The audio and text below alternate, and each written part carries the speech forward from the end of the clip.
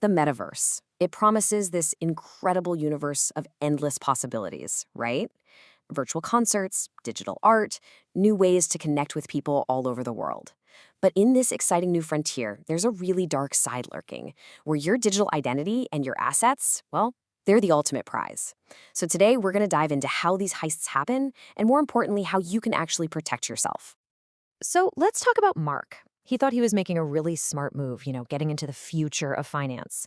But his story, unfortunately, is not unique at all. It's a harsh reality for thousands of people. He got drawn in by a promise of huge returns, a classic lure that preys on our hopes. And this isn't just about losing money, it's about that deep, deep violation of trust that happens when that hope gets exploited. And Mark's loss, it's just a drop in an absolutely massive ocean. In 2024 alone, scammers stole a staggering $14.5 billion in crypto. Just let that number sink in. This is not some niche problem affecting a few tech nerds. It's a global financial crisis that's unfolding in real time. The scale of this is it's mind-boggling. So why is the metaverse such a perfect hunting ground for these criminals? Well, because right now, it's pretty much the new Wild West. It's this exciting, unregulated, and fast-growing frontier where the rules are literally being written as we go. And that chaos, that ambiguity, is exactly what scammers thrive on. Think about it like this. Your avatar isn't just some character in a game. It's your digital self. It's the key that's connected to your assets, your social circle, your reputation.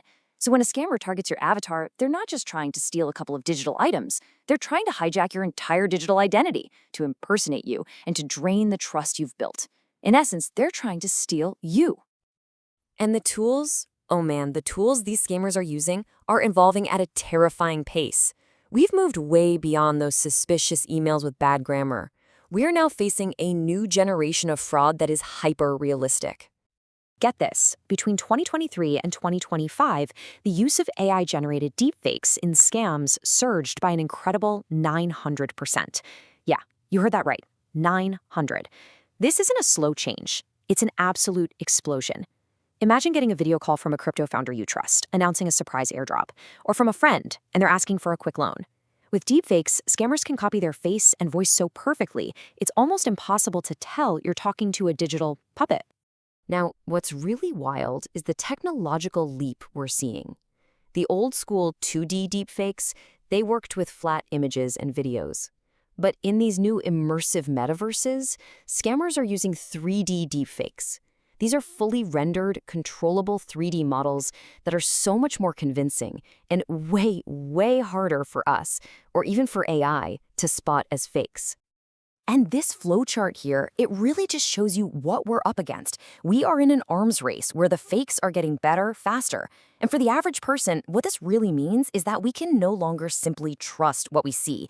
Spotting a fake in real time is becoming nearly impossible, which is why our behavior is what has to change. Okay, so how does this all actually come together? How do scammers turn this crazy advanced technology into a real-world theft of your digital cash? Let's break down the anatomy of a typical metaverse heist.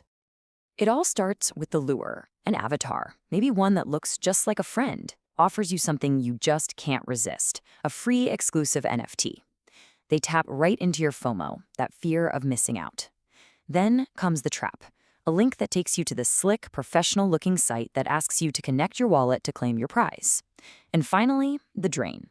You click approve on a transaction, thinking you're just getting a cool item, but you've actually just handed over the keys to your entire crypto wallet. And the whole scam really hinges on this one kind of terrifying technical command: set approval for all. Think of this as the digital crowbar scammers use to pry open your crypto vault. When you sign a transaction with this function, you're not just approving one little transfer. Oh no, you are giving that contract permission to move any and all of your assets anytime it wants in the future without ever asking you again. It is the ultimate backdoor. And this isn't just some theory. It's happening at a huge scale. In late 2025, a single bot in the Metaverse Decentraland used this exact function. It just spammed users with malicious links, and in just 2 days, 48 hours, it drained wallets of nearly $500,000. It's fast, it's brutal, and it's devastating. Okay, I know that was a lot of that news, but here's the good news. You are not powerless here.